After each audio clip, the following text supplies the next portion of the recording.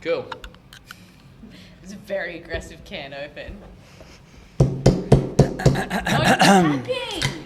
You are not allowed to tap anything. I know, I didn't tap last week. Okay, how's our week been this week, guys? Whoa, good start. Wonderful start from you. Thanks. My week's been good, actually. Had a good weekend away in the sun. Oh, yes. Boys' trip. Mm-hmm.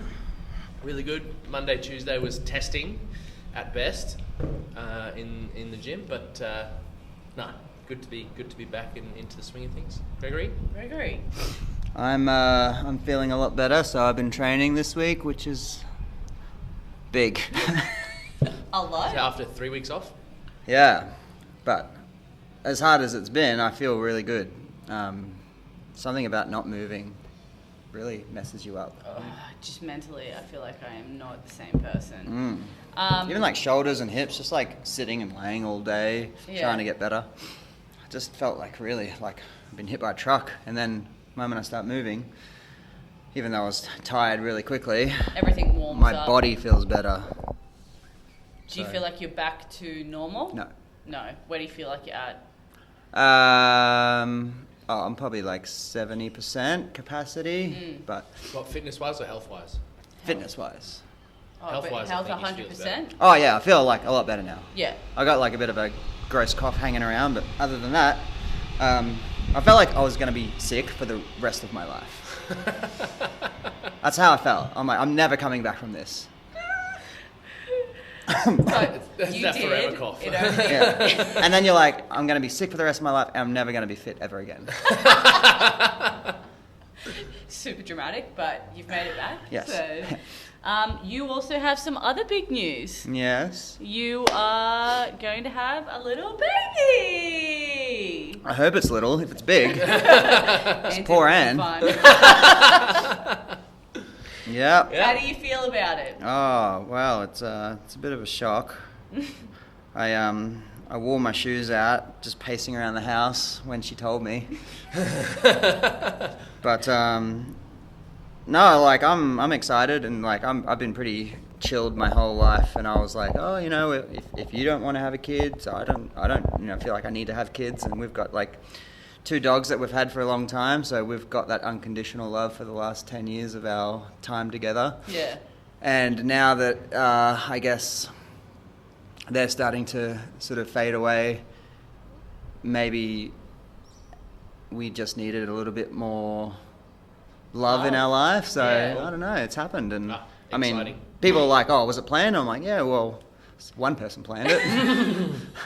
The other person just went along for the ride. And it was a good ride.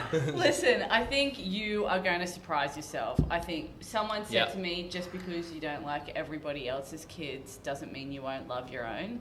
And I think you're just going to like go head first into dad life. Dad mode. And you're going to be that guy with like the baby strapped in on front and just cruising around. He's already carrying his cat around in the backpack. That's what I mean. I can't see anyone being the opposite of that anyway, but I think it's the fact that you feel like you're nervous that you're not going to be the dad you want to be that forces you to be the dad you want to be. Yeah. Yeah. It's like, you know, like I put a lot of pressure on myself, and I don't want to be that guy that's like the shit dad. And so, I don't think dude, be the you're shit dad the if gym you dad try. already. Yeah. Everyone here looks up to you. You've got 200 children already. yeah. Like, if anyone's gonna like nail this, I think you're gonna be okay. Yeah. Oh no, I'm excited. I'm really excited. Yeah, that's cool. That's so exciting. I don't know how, like, I'm 31, and so as a female, like, the pressure to have a child is, like, slowly creeping in on me. My partner's, like, 3 years younger than me, though, so I'm like, I've bought myself some time. Yeah, good. And then you're like, I need a kid right now. I need a kid yesterday. I don't know how, like, you are not scared. I mean, I don't have to have the kid, so it makes it a little easier to not be scared. What if you did have to have the kid? I'd do you it. think it would be different if men had to have the children? I think it would be different, but I also think it wouldn't be different for me. I know it's silly to say that because I don't know what the hell I'm talking about. You don't know what it's I've like got no to have a idea. child? But neither does Danielle. She Yeah. doesn't know what it feels like. No. So, like, obviously, like, I don't know what I'm talking about, but she even says it sometimes. She's like, I reckon if you could, you would. I'm like, yeah, well, I think so as well. So, Yeah. anyway. So you'd definitely be the childbearer. Oh, mate, I had so much FOMO the moment I saw that photo. I was like, Danielle, it's our turn. Come on. Graduate already. Hurry up. Hurry up. Finish that degree. Wow, yeah. Well, I'm pretty nervous about it, but I think everyone's nervous the first time. And then Yeah. once you realise, you're not going to stuff it up, then, then you can have 2, 3, 4, 5 or however many afterwards. But I think the first one's pretty special but challenging and scary and exciting all at the same time. So there's a lot of emotions going on. But I think you're going to nail it. And like I've got the easy deal. So Yeah. and she has to do all the hard stuff. So Yeah. Yeah, literally cooking the kid. It's like... Don't literally cook the kid, though. No, like inside you. You're cooking it. Oh, you guys have it way easier. There's so much less pressure. Yeah. Yeah. Well, you haven't gone through pregnancy either. No, So. but I have trained a lot of women who are pregnant and they are always like, don't do it. Oh. We went to one of Anne's Christmas work functions in Adelaide, and she's not going to listen to this, surely. And we got paired up with like a whole bunch of people from her work, and like there was this one lady, she was like, you should check out my kids, here's a photo of my kids, and like everything was like about her kids, and she was like sober. And then 3 hours later, don't you fucking ever have kids, your life will be ruined. She was so drunk, and I'm like, I'm going to remember that for the rest of my life. And everyone you talk to, there's like, don't have kids. Just joking, but seriously. But just joking, but seriously. I'm just like, Which one is it? No, my sister, she is like, loves her kids, loves having the kids now, but she's like, do you like your body? Cool. Don't ever have a child. She's like, because it's never the same ever again. It's Interesting though, because you look at there's a couple of ladies who are CrossFit Games athletes first. I know, and But like, kids, let's just and then even they look make at it back all to the women games. that are at Dux that have had kids. Yeah. They all look exactly the same. Yeah. I know. And like maybe, Ella, like Ella, Geordie, all those girls, there's too many to list, but all of them have come back and been like, they're in the gym training the same as they were before. yeah. And look at Megan. Yeah. Megan, yeah. Like bloody hell. Yeah, crazy. Did you see we talked about it last time actually. Her 45-minute 10K. Anyway. Yep. And she did this workout RX today. Yeah. Yeah, she's insane. I know, but I know, but I always feel like it's like I'm gonna be the one that, I don't know, like something happens and like my insides just rip out of me and then I can just never come back from it. And you just like there's that terror. I mean, it's not impossible. No. It's crazy to think how many things have to align perfectly for you to have a child firstly, and then for that child to be healthy and everything to run smoothly. No, and like, definitely. I'm just like, man, so many things can go wrong, but everything's going right so far. Yeah, I know. It's excellent. like far out. It's crazy. Touch wood. Yes. I won't tap the box. That Yeah. don't. Anyway, congratulations. We're Thank you. very happy for you. Can't wait to meet little baby ducks. So we've got this week's programming. So let's debrief on Monday. Back squats. We did 6 at 70%, 6 at 80%, 3 at 85, and 2 at 90. So this is the heaviest that we've done this week. Easily the heaviest we've done in this block. I think I was actually really excited to get people to do the slightly heavier squats. We've done heaps of like high volume stuff, which usually on strength days we don't do, and then had a lot of feedback. People were quite sore from the like heavy but high rep stuff. Yeah. And then going into this heavier block, had heaps of people say that the 90% felt cruisy. I was about to say, how was everyone handling the 90%? Because I Yeah. didn't get to do the Monday class. Yeah, well, I don't know about Gregg's classes, but my classes, I don't Cruising? think anyone even batted an eye at it. I think. Really? Yeah. No, yeah, I thought it was pretty. Everyone looked really strong, and I think the fact that they didn't have to do a 10 and an 8 beforehand, and it was only 4 sets, so the volume wasn't there, but the weight was quite up there, so people stood up to the challenge. Yeah. And then we had some legless rope climbs Yep. and some planks. How did the legless rope climbs go? Good. Actually, most people did just regular rope climbs. I think most of us just spent some time practicing technique on that lock off and talking a lot about the correct shoes to wear for rope climbs and so on. Lots of people coming in they're like classic running shoes and just getting the shoes ripped to shreds with the rope as well. But I thought that was a nice little combo, the heavy back squats into some technique work on the rope climbs, like teaching people to keep their momentum going on the legless ones to like not stop and not get up like away from your body. Yeah, like your arms like out the straight. moment your arms like, are straight, you're you're not moving any further up. I had a bit of fun with the rope climbs on Monday. Yeah, because have we got ropes here? Yeah, just shorter. So here it was actually harder because we get people to start from a seated position. Yeah, that's so much worse. Oh my god, so much worse. Yeah, because at Red Hill it's 15 feet, but you can jump the first 7. Yeah. I saw the girls were crushing the Dude, legless rope. I kind of like look at a legless rope climb as the equivalent of like a strict deficit handstand push-up. Yeah. Like you can do kipping handstand push-ups. It's kind of like using your feet, and like even like strict handstand push-ups aren't as hard as a legless rope climb. Yeah. There's like multiple bites and a lot of bites. I was very impressed with a whole bunch of ladies that were getting all the way to the top legless. Mate, they were killing it. Yeah, it was very impressive to watch. And you don't need to do legless rope climbs every week to get better at legless rope climbs. We do a lot of pulling through the course of the program. Mm-hmm. Yeah. And then we had front squats and some conditioning. Yeah, so the front squats I think were actually fairly manageable this week. It was actually the lightest front squat we've done in the whole program, but that's because of the heavy back squats first. Yeah.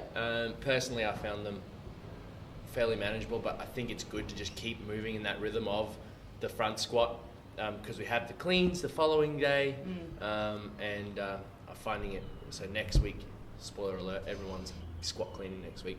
Yeah, well, we're telling everyone that anyway. Yeah, so exactly. Yeah. So they've been front squatting and consistently, and I think it was good to not just because it was heavy squats, get rid of the front squats and just kind of people get used to having that bar on the front rack throughout the program. So and so the handstand push-ups, how's everyone going with those? Really good. So this one is the last week of handstand push-ups where you're doing, so it's a 10-minute EMOM, and by the 6-minute mark, you've done 3 reps less than what you did in your 5-minute AMRAP. Wow. Yeah. Okay. And then you still have another 4 minutes of doing reps. And I think this is next week. It gets to the point where at the 5-minute mark, you're 4 reps ahead of what you would have done in your 5-minute AMRAP. So, this I was surprised to see how many people actually hit this. Personally, when I did this, I hit it for the first six rounds, and then rounds 7, 8, 9, and 10, I had to drop the reps down for whatever reason it was. Hard Saturday session, still sore on Monday, whatever it was. So I was actually pleasantly surprised to see how many people hit that one. We're consistent with it. Mm-hmm. Did you have any standouts? No, it was outside of class. Yeah, so I didn't really see too much of it. Yeah. Anyone killing that one? Yeah. But then we had the doozy on Tuesday. Oh, that was fun, that one. Yeah. I did that workout last week. Yeah. Mm-hmm. So we had every minute power cleans, 4 sets of 3 at 70%, 4 sets of 2 at 75%, 4 sets of 1 at 80%. So I'll be the first one to acknowledge that I made a mistake the week before. Oh, is that the waves? Yeah.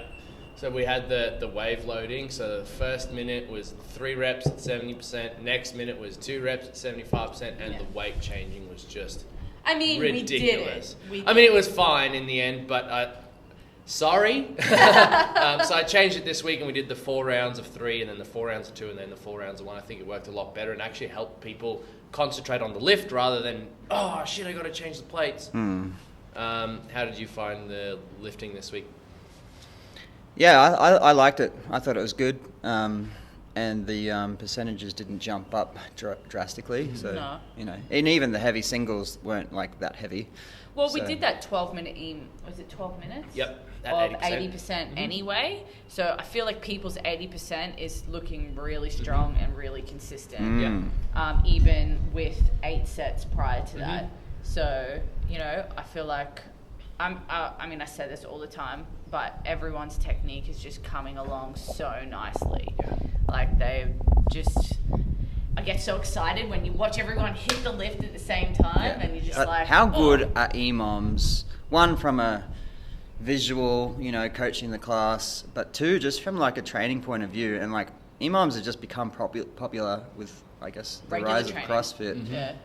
And like, it's just enough time to make it like get your heart rate up, but it's enough time to still focus on strength.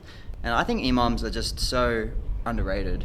Well, they're you know, people are doing a lot more of them now, but back in the day, like, you know, you'd watch that video of Rich running training in like 2014, you're like, why is he doing a lot of EMOMs? And then later when you start to do it, you're like, oh yeah, this is why. EMOMs are so good. I love EMOMs. But you can apply it to like, whether that's like a skill, lifting, conditioning, any aspect, and you will see like, if you do it consistently for you know, a set number of weeks. But programming EMOMs, it's an art, because like you can program an EMOM and it just misses everything, or you can't do the required work, and then others it's just too easy. So like it's a bit of an art to like program EMOMs, especially if it's like, oh, you got to do 5 of these and 5 of them, and you got to do it for 12 minutes or 10 minutes or 20 minutes. But when you hit it, EMOMs are the best training tool I think CrossFit has to offer sometimes. No, I agree. No, I like them too. And then we had 2 rounds for time, 15 deadlifts, 85 and 60, 20 toes to bar, 15 deadlifts, 15 chest to bar, 15 deadlifts, 10 bar muscle ups, rest 2 minutes. How did everybody go on that? Yeah, so this was a little derivative of that open workout, that last open workout that was like front squats, gymnastics, thrusters, rest a minute, front squats, gymnastics, thrusters, and the gymnastics got slightly harder every round. I think I'd like to talk about Courtney Haley for a minute. Gregg, Straight up. You were there. I watched it. Yeah. I watched it as well. And it was the most insane thing I've ever seen. She just went unbroken on everything, and I was. It reminded me of Matt Fraser and Tia when they were doing that workout at the games, and they both failed their last rep on their push jerks. Courtney Haley, fucking hell, she did 9 and 1 bar muscle ups on the second round. But everything else was unbroken. But very, very, very crazy. fast. And you want to know something ridiculous? She's been sick all week. That is just plain offensive. That's just mean. That's just not nice. Yeah, I spoke to her about it this morning. She's like, oh yeah, I felt pretty average that day, and like blah blah blah. Anyway, crazy. I think in the end, if I had looked at it again and wrote it again, I'd write it with slightly lighter deadlifts.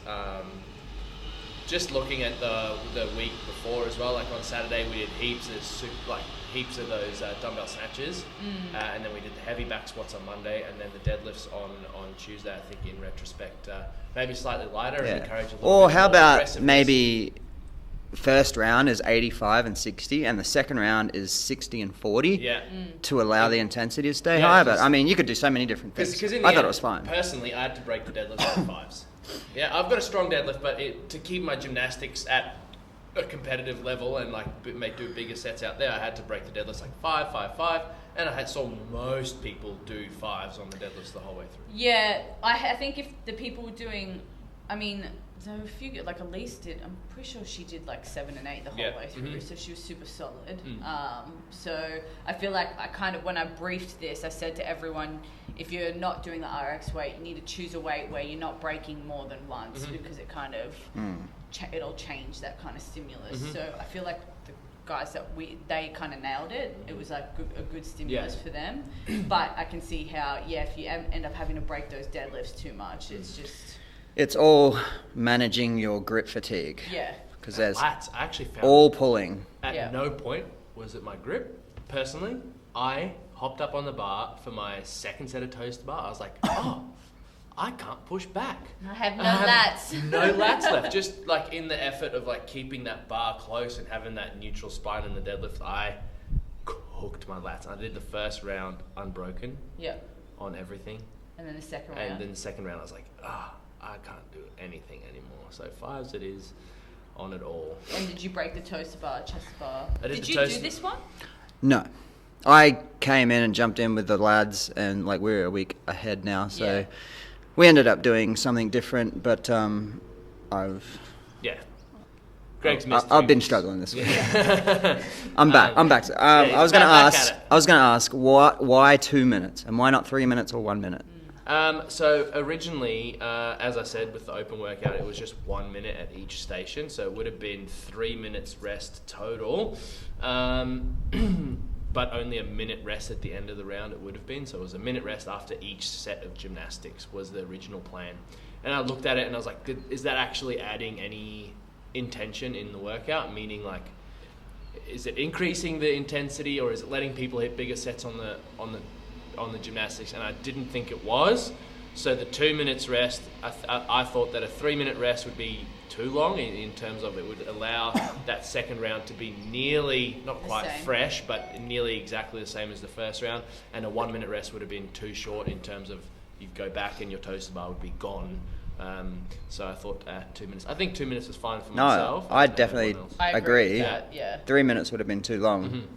I just wanted to know that Your thought process. why people might have been asking. So no, yeah, definitely. I think what changed my mind is that I sat down and I thought, is this breaking it after each gymnastics actually adding anything to the workout? And I thought it wasn't. So That's a valid point, because I always get people ask me, like, why are we doing 2 minutes? Why is this 1 minute rest? Why are we resting for 3 minutes this round?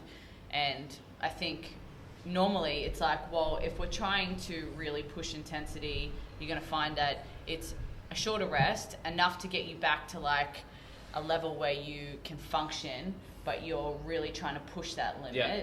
If it's that 2 minute rest, it's, well, we're trying to kind of, like... it's that middle ground, yeah?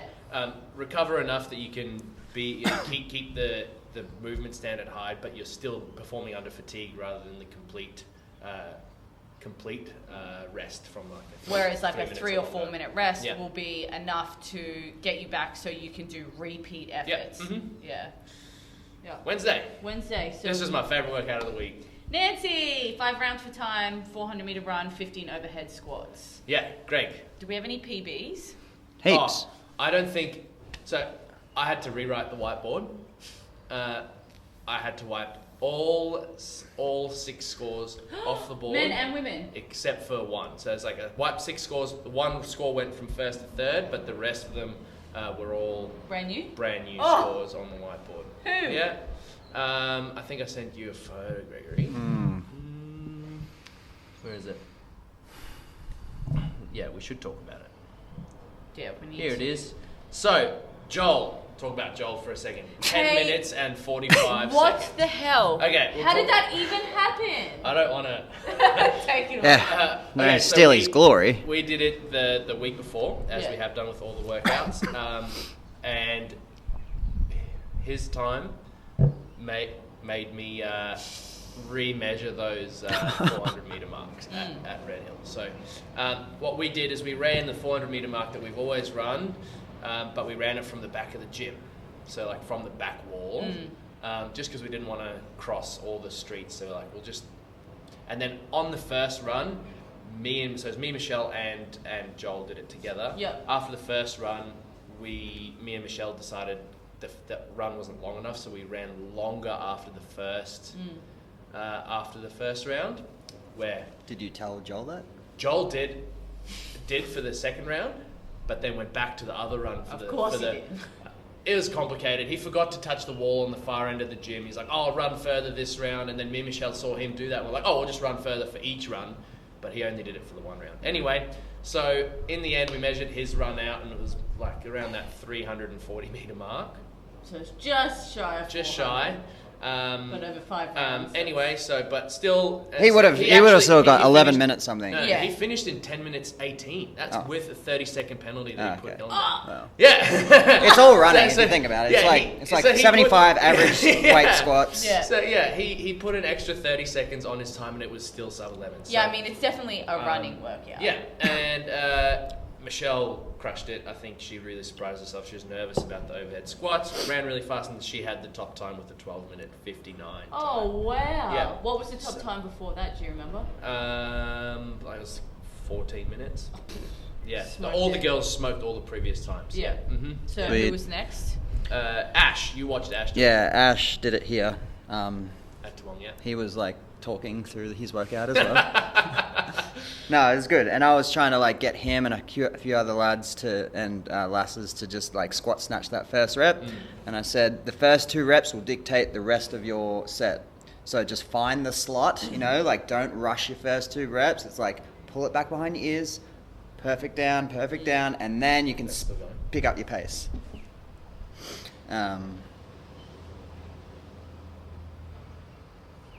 Yeah. Yeah, cool. So yeah, your first 2 reps, don't rush the first 2 reps, and then pick up your pace on the last 13 reps. Yep. And you'll you'll be surprised how easy the overhead squats are. Yeah.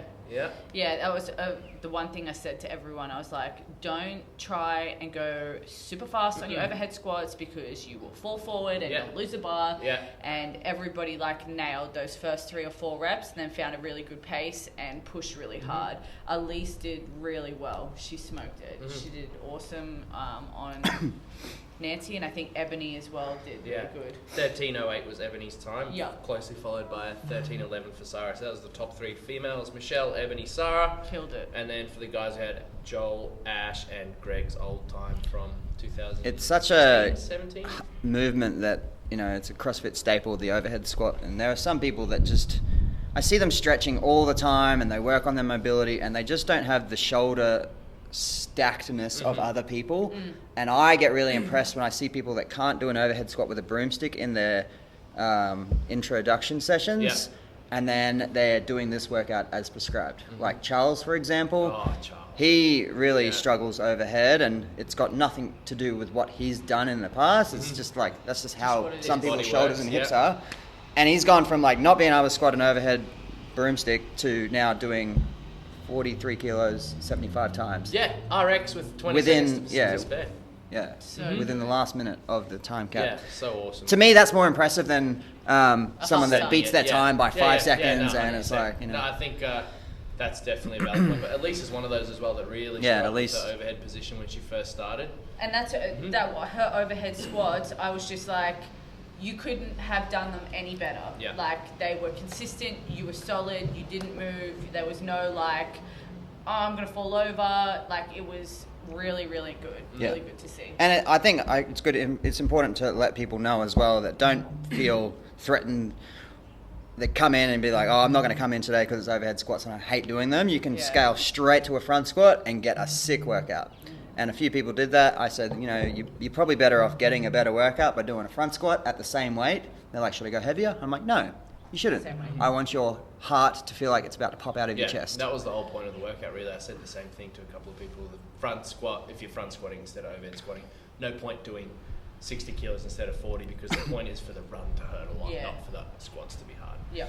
That same day we did extra work. It was the 4 rounds of Triceps. 20 bar facing burpees and 100 double No, that's unders. right. That was in the extras. So I watched Chris Brooks do this workout, and we all know Chris Brooks is fit as.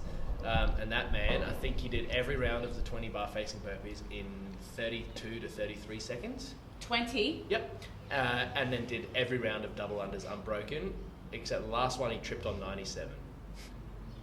The guy, I could not believe it, and he walked around chatting to me and then did Nancy right after. He's got some big lungs. Some absolute ticker. And How did you get that? Yeah, I don't know. While he adjusts his glasses. Mid-workout, putting his glasses back on. But on that point is something that I admire about someone like Chris Brooks is even in a workout where he really excels, if I give him something to work on, he will adjust. So for example, when he was doing his bar facing burpees and he was spinning spinning in circles going over the bar, and like if he was a lesser man would be dizzy.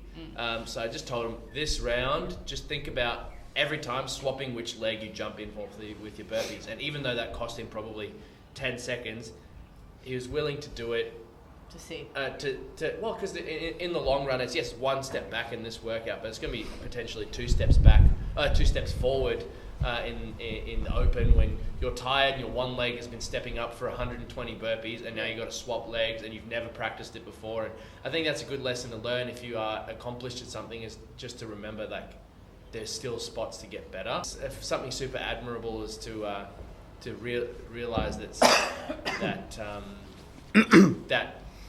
you don't know everything, or like, oh, I'm good at this, I'm the best at this in the gym. So yeah, that doesn't mean that you can't get better. So anyway, I just wanted to chat about that. I thought it was something great. Good to see him taking the feedback straight away. Yeah. Thursday, I don't have a photo of Thursday here, but we did that 40 minutes. Were you here? I wasn't here Thursday. You want to talk about it? Teams of 3, as many meters as possible in 40 minutes, row, bike or ski. Partner 2 holds something, partner 3 rests. I didn't coach. This was a smooth transition. I didn't coach Thursday either. Yeah, so I did. Sarah. I saw Sarah posting. That was such a cool video. Again, Chris Brooks, Al, and Lockie. Just smashing it out. They're rolling out of the way for the plank. So they can get straight into it. Yeah, and I think that's actually, if you cared about your score at all in this workout, as people should, the winning scores were the ones who transitioned faster, not really the ones who rode faster. How much do you think, so this is where I try to explain to people, especially in a workout like the open, that transitions matter? Well, let's talk about it right now, yeah? Yeah. I watched a team yesterday row the whole way at faster than a 1:35 pace. However, every time they transitioned, they took 10 to 15 seconds. Wasn't fast. You might as well row it at a 2-minute pace. Well, that is the difference it makes, yeah? Because if you're swapping every minute and it's taking you 10 seconds, you can add 20 seconds to your 500 meter pace and get the same amount of distance. So if you rode a 155 instead of a 135 and had faster transitions, you'd win. And you'd feel better. Yeah. It depends on what the workout is as well. Because I remember that open workout where elite people did it and they set up the rower I know this one. directly under the pull-up bar, yeah. and the dumbbells under the pull-up bar. That was the toaster bar, dumbbell. And they were literally like on, off. Whereas like if that was like an intermediate athlete, I would have told them that's not your game plan. Because if they did it here, for example, and they had to walk outside and that is their transition, and then they can put their hands on the bar and go again. And so it depends on who you're talking to. And if I get an intermediate athlete trying to transition faster, it's actually counterintuitive to their game plan because they need that little bit of a rest to do unbroken toaster bar or to pick up the dumbbell straight away when they get there. I think you do. See, there is a time and place for it. Yeah, as well. that's what I mean. It's like, I feel like, for someone who is, top 30 in Australia or whatever, sticking that rower under that thing, having the dumbbell there, and that's their game plan. But for somebody who needs like 5 seconds to take a breath so that they can go on no broken point putting again. the rower under the bar and then sitting on the rower for 10 seconds Exactly. before starting rowing. And that's also like so demotivating. You're like, I'm on the rower, but I can't grab onto the handle, and you're like, oh my God, I'm gonna so die. know your athletes and adjust accordingly. Friday. Today. Jumping Devil's Balls. Talk me through that name. Well, it's some box jumps, some devil's press, and some wall balls. And I was trying to think of an exciting name, and I thought Jumping's Devil's Balls is about right. And I think it's probably the only funny part about this workout. How'd everyone go? Better than expected. They were like, what's the time cap?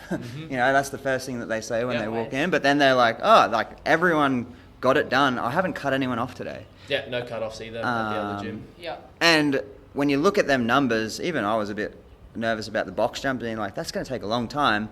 But when you work hard for a minute, you actually get more work than you would if it was just 124 time. So when I did this, I was super surprised at how good the box jumps felt. So when I programmed, I was like, the box jumps are going to feel absolutely horrendous. Like, did all these wall balls and all these devil's presses. And I actually found the devil's presses cooked my shoulders so much that the wall balls were horrendous. My shoulders were on fire. But then I got to the box jumps and my legs were fine. I wasn't thinking about my legs at all, and I was able to hit big, fast sets. It did help to have JP moving like a jackrabbit next to me on the box jumps. But Yeah, I think this whole workout hinges around how fast you do those devil's presses at the start. Yeah. If it takes you 7 rounds, then you're going to be hurting yourself for the whole rest of the workout. I was about to say, what was the average rounds? 4 to 5, I think. So like 10, like between 8 and 10 devil's presses per minute was probably about what it was taking. Yeah. And so if you, do you start where you finish? So like, so it's 1 minute on, 1 minute off. Yeah. So you can't move on to the wall balls until you finished all the devil's presses. Yeah. Wasn't like, That wasn't like move to the next movement until, that would be interesting then. Yeah. Well, we could do it again in a couple of months' time and program the same amount of volume, but you do Rotate 1 minute movements. of devil's press, 1 minute of wall balls, 1 minute Yeah. of box jumps, back to the devil's press. When you finish all the devil's press, you just alternating between the other 2 movements. That could be cool. That was what I was thinking in my head, but no, that's cool. Mm. Yeah. Sweet. And Some power snatches and front squats and the extra work. running, conditioning track. Oh yeah, no, that's the rowing. So rowing is just some like a K&a-half of rowing with a minute rest, and then 500 meters with 2 minute rest, and then you do it a second time through. I think I hope people are ready for a long grindy row coming up soon. That's all. That's all I got to say about that. Marathon. No. What the What's fuck wrong is with going you? through your brain What right is now? wrong with you? We need a new host. We will never program that as an individual. Never, ever. Having done that, no. We'll No, never so do it. everyone knows, I've told people, we're building up to a 5K row. Oh, that's a 5K. Yeah, so the point of today was to do a 1.5K row at your 5K pace, and then do 500 meters at your 2K pace, and then try and do that again. Yeah. So you're building 4 kilometers of worth of intervals at faster than your 5K pace, and it's hard. Anyway, I think the hardest part of today for me was the ring muscle up EMOM, which is the same as the handstand push-ups at the start of the week, every 50 seconds. Yeah. Which means I hit my 5 minute max at 6 minutes, and then still had 4 minutes to go. And that was fun. Oh yeah, it was hard. I think I actually found it really interesting. It's not a heap about the actual programming, but doing the muscle ups at Toowong versus doing them at Red Hill. What's the difference? Longer straps here versus shorter straps there. Okay, do you prefer longer straps or do you prefer shorter straps? Well, if I was doing 1 rep at a time, I find like my movement feels smoother on the long straps, but I can't do big sets. My big sets disappear on the long straps. When I'm at Red Hill, I'm like, oh yeah, I'm hitting my numbers easy, and then I do them here, and I feel like I haven't noticed much difference here or there. Have you ever been on like the long Yeah. straps, like the ones that are Torian. like meters long? I've done it at Torian and maybe CrossFit Ultra as well. They've got long, like really long straps from the roof. And I couldn't do it. Yeah, I did it's one. really I hard. got up and I was like, went to go down for a second one. and I then was the like, rings are not where you want them to be. I was like, I don't understand what's happening. Yeah, you really got to. You got to control your swing. You got to have a perfect swing. It's like you have to like stay very close to the rings and everything. But yeah, Greg, do you want to talk about what's happening tomorrow? So we're preparing for Murph. So tomorrow we're going to do in pairs, basically half Murph. Yeah. So we're going to run 800 meters in pairs, and then we're going to do 20 rounds of 5 pull-ups, 10 push-ups, 15 squats. Though with your partner, you're going to do 5 pull-ups, and your partner's going to do 10 push-ups. Then I'm going to do 15 air squats, and then your partner's going to do 5 pull-ups, and I'm going to do 10 push-ups, and they're going to do 15 air squats until we get through 20 rounds, and then we run again. And then the intention is to make this feel quite aggressive and hard with a shorter work-rest ratio. And then next week, I mean, I don't care if it's not a surprise, we're doing Murph next week on Saturday, and I think people love stepping up to the challenge just because it's a hero workout, and it's a very famous hero workout, and we all know that hero workouts are less about you and your 30 to 60 minutes of suffering, and it's more about something else. So I hope, Saturday's a big turnout, and then I hope next Saturday is an even bigger turnout, because people love these hard, grindy challenges. 100%. And I must admit, I'll never forget when I did Murph, like with the weight vest. I did a full Murph with weight vest, and that is forever ingrained in my mind, that feeling. So I think the picture for me that's ingrained in my mind is Sam Saxby running up this hill with his, running up the other hill at Red Hill with his weighted vest on, and like 5 people running along with him, and it's like 18 months earlier, he was still in a wheelchair. Yeah. It was pretty. That's incredible. Every time we do Murph, there's always like A story. Yeah. I've done Murph partitioned. I've done Murph non-partitioned. I've done it with a vest. I've done it without a vest. I've done it strict. I've done it. You did it strict. Did strict. It's not that much. Well, worse. it's only 100 strict pull-ups. Strict without a vest, or strict with the I think we vest? did it strict without a vest. Yeah, strict without a vest. But I think it's actually better. It's not gassy. No. The strict pull-ups are just like, I can't do strict pull-ups any faster, Yeah. so I just got to rest. Yeah. And true. the clock's always running, but I don't give a flying fuck what the time is. And I'm not trying to beat anyone. I'm not trying to beat my last time. I'm trying to just get into an uncomfortable zone and just try to hold on. Remember that year we did it without music? Yeah. Did it without music at Red Hill in the summer. It was yuck. But the reason why, especially for a hero workout, when you're trying to channel someone's suffering and you're halfway through this really big, deep slog, and then fucking Britney Spears comes on about shaking her rump, or like Cardi B or something, I'm just like, it just doesn't sit well with me, you know? And like, that's why I need to pick something like the Viking music or something that has no words to it, or it's just, you can't even understand it, because it's just like, it's just background noise. But then when you hear that poppy shit, it just really gets to me. We were talking about this the other day in the gym, and we were talking about how you'll be, when you don't mind what the music is and you're in like a really big workout and you're dying, you don't even hear the music. But then that one fucking song comes on and it is so bad and it's all you can hear. Yeah. And you're like, I cannot unhear this and it needs to go away right now. Yeah, I usually don't hear any music when No. I'm working out, but when it's a bad song that bothers me, it's all I can think. Yeah. Okay, so that kind of leads me to, what do we find hard mentally with training? This was one of the questions that we got asked from a member. Mid-workout, or in terms of like, how much am I going to get done today, or whatever? Like, are we talking about mental attitude mid-workout? I think your mentality towards training when it's hard in relation to anything, whether you're, in the middle of a training cycle and you're like, this just feels average and I don't want to do this anymore. I want to go do a fun workout and not follow my program. Like, just in general. Well, yeah, I'd be lying if I said I didn't struggle from time to time, like everyone else. And I've been doing CrossFit since 2009, and I've gone through that honeymoon period where I'm just like, I'm crushing everything, and I see my graphs going up, and then they start to flatten out a little bit, and every now and then you'd still get like this big spike of like a massive 3-minute PB or a 10 kilo PB on a lift, and then injuries might set in, or you just get older. And I find sometimes when I'm working out with young 20s year-old people, or people that are like literally in their prime, and I'm like on the back end, I find it a little bit challenging sometimes. But I kind of think back to why I started CrossFit in the first place, and it was never to be competitive, and it was never to win anything. It was I've always cared about my fitness, and I need to stop thinking in the moment about, oh, I'm not doing so well, or I came third in that workout, or I feel like shit. I'm just like, I'd feel even worse if I didn't train or if I gave up. And so I have told people right from the get-go, if you don't feel like banging your head against the wall for 7 minutes for this gnarly hard workout, come in, do the warm-up, and go at 60%. You will feel better for it, and tomorrow is always another day. If you need a rest, that's fine too.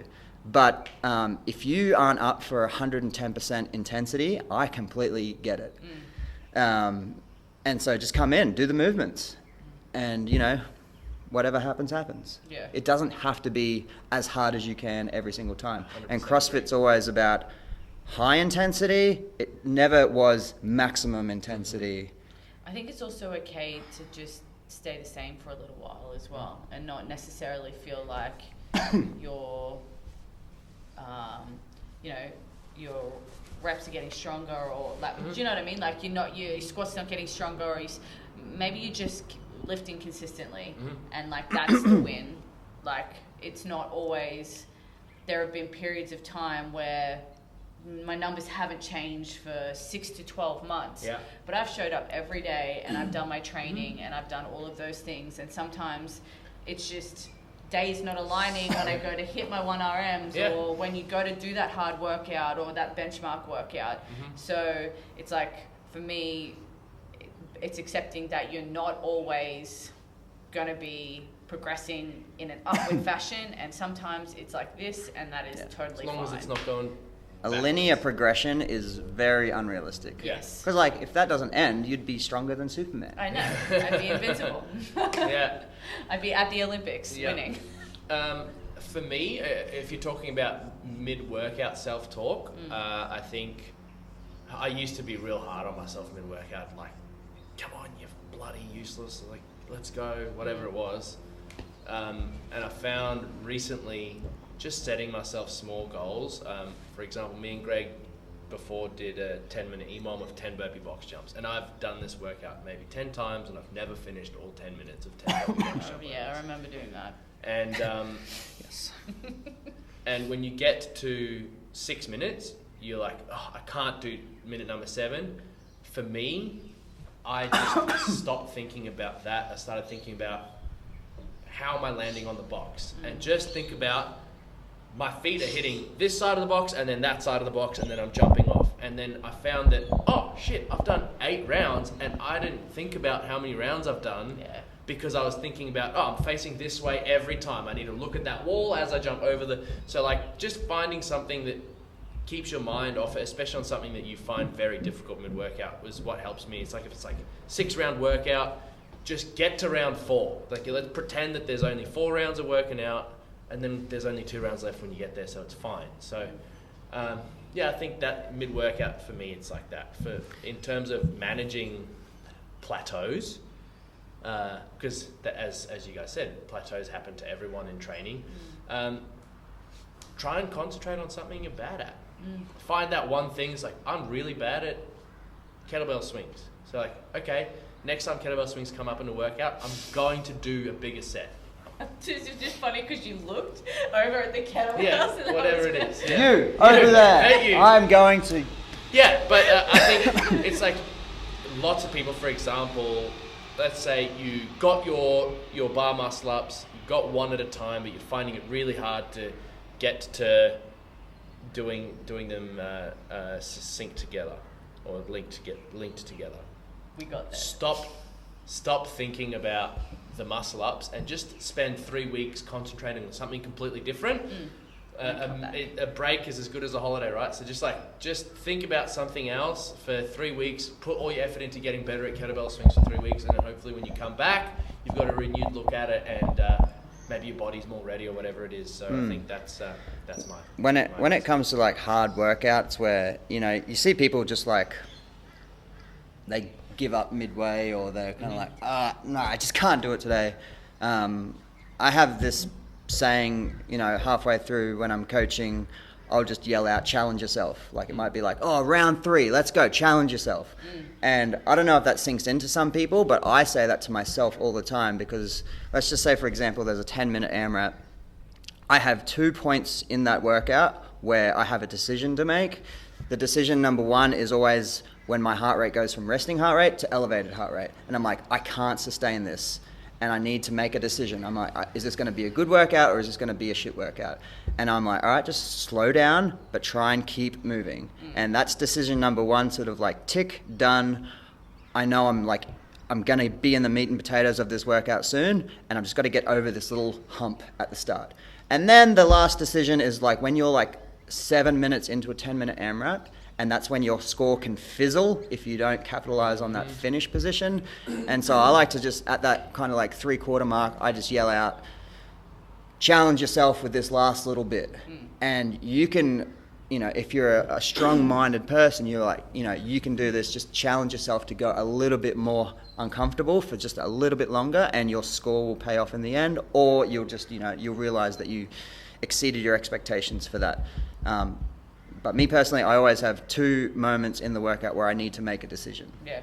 And I've made the decision where I'm like, no, I'm not feeling it. I don't want to hurt today. and that's fine. I just keep moving, or I stop and then I start again, but I just go at half pace. And there are other times where I do make that decision and I'm like, I feel like hurting today. And it doesn't need to be like the hardest workout of all, but just like do 3 reps more than what you think. Challenge yourself. That's good. I like that. Because you get to that point where you're just like, what's this workout going to be like today? Like, am I doing it? And it's like having that like split second where you make that decision, and sometimes you make the wrong. But it's like just being honest with yourself and allowing yourself to kind of be like, today I'm not feeling it, or I'm feeling it, I'm going to go for it. Yeah. And you can challenge yourself and it doesn't pay off. You go too hard and then you die. The repercussions of that is you got fit trying. Who cares about your score? Yeah. You went hard and you committed to it. Okay, what is your favourite workout that you've ever done?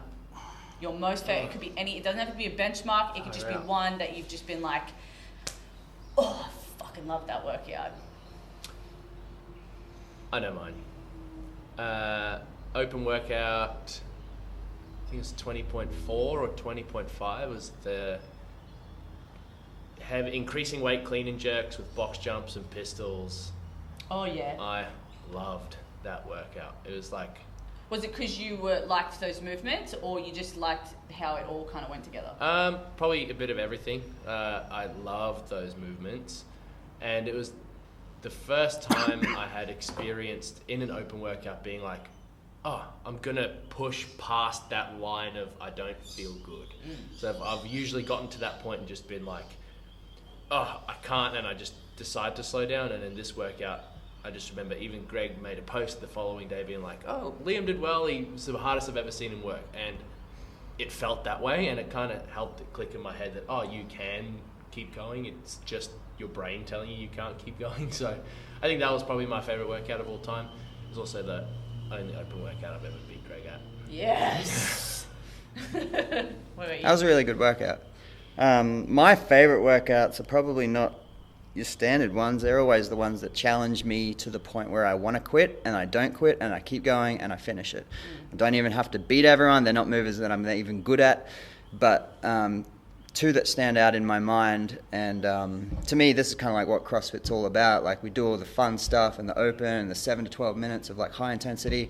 But then when it gets to real world situations where you want to quit, and your mind usually gives up first. And they were both in this gym. One was around here. It was the Iron Triathlon with Seb and Drew, and I did it the day before I went to Japan. So I had to sit in an airplane.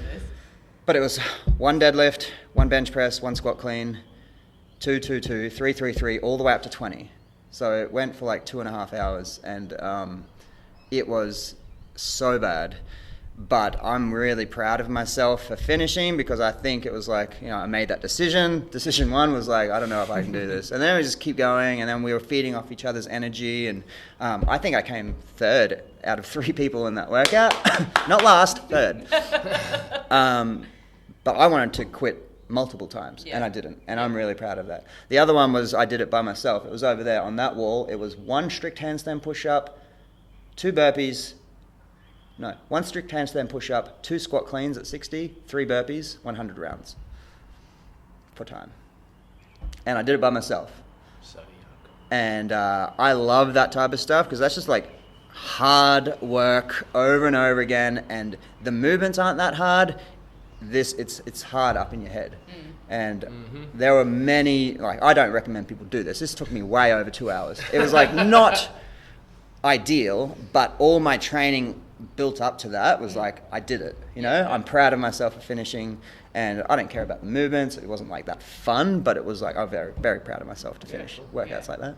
I remember mine was my first 12 days of Christmas, and it's a similar, it was a similar thing. I just like kind of ticked all my skills off. So I had ring muscle ups, I had bar muscle ups, I had chest bars, I had all of that kind of stuff. And this one just in particular was like 1 rope climb, 2 ring muscle ups, 3 pull-ups, 4 toes to bar, and it was just a lot of grit.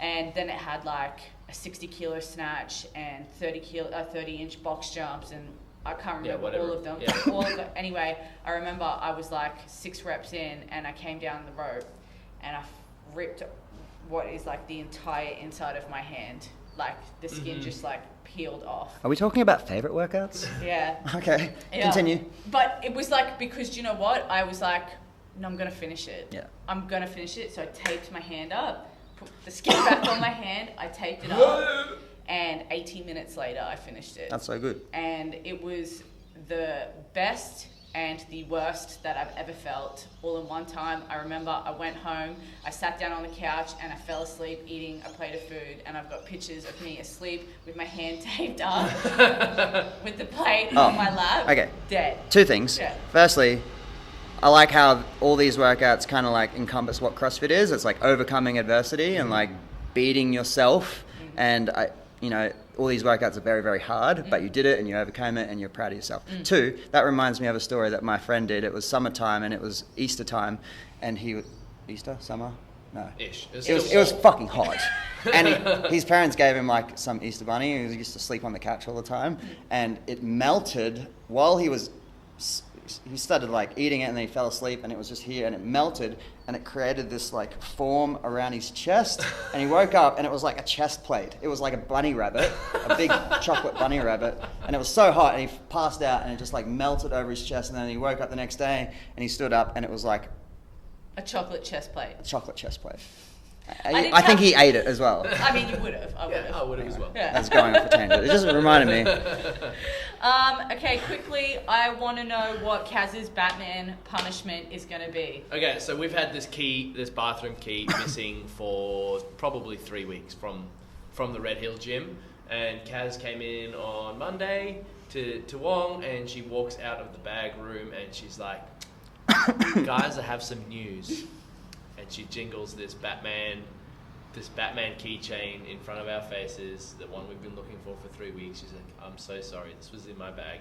So, there was multiple days where I'm like, what do I do about this? Do I have to go up to the owner of the building and be like, hey, so we've lost our key, and it's just like an awkward situation, or do I just get a new lock for the door? Like, what do I do? And it was stressing me out. I was convinced that it was locked inside the bathroom. I personally messaged a few people, and I'm like, you've done this before, can you just check your bag? And it's not me. No, I didn't do it. I'm like, I apologize if I called you out. but what are we going to make Kaz do? I'm going to give her, I'll pay for it. I'm going to give her a little bit of money. She goes to Bunnings and she... It's going to get the key cut. I mean, that's not a workout, but she can lunge there if she wants. Gonna go get some new keys cut so we never have this issue again. And then maybe some burpees afterwards. And lastly, what are your top 3 gymnastics tips? Quick, don't think about it. If somebody goes, if I want to get good at gymnastics, what are the 3 things that I should focus on? Repetition, relax your arms in most cases, and repetition again. Yeah, I think of it like weightlifting. With weightlifting, we do like the Bergner warm-up. It's like down, up, finish. Down, up, high elbows. Muscle snatch. And then when you do gymnastics, I see people like, let's just do some kip swings. They're ugly. We don't even care about it. Move on. I'm just like, no, them kip swings have to be perfect. Foundation. And, treat it like it's a weightlifting snatch progression. And pointing your toes helps like keep everything super rigid, and that's going to be really, really important going into other movements. And then the last thing would just be better at hollow rocks and hollow arches, because that's what they teach everyone at Gymnastics 101. It's just like have a more stable midline in the form of hollow rocks and arches. Yeah, mine was squeeze your quads, point your toes, and be good at hollow. All right, guys. You know your that's shit. it. Au revoir. Bye.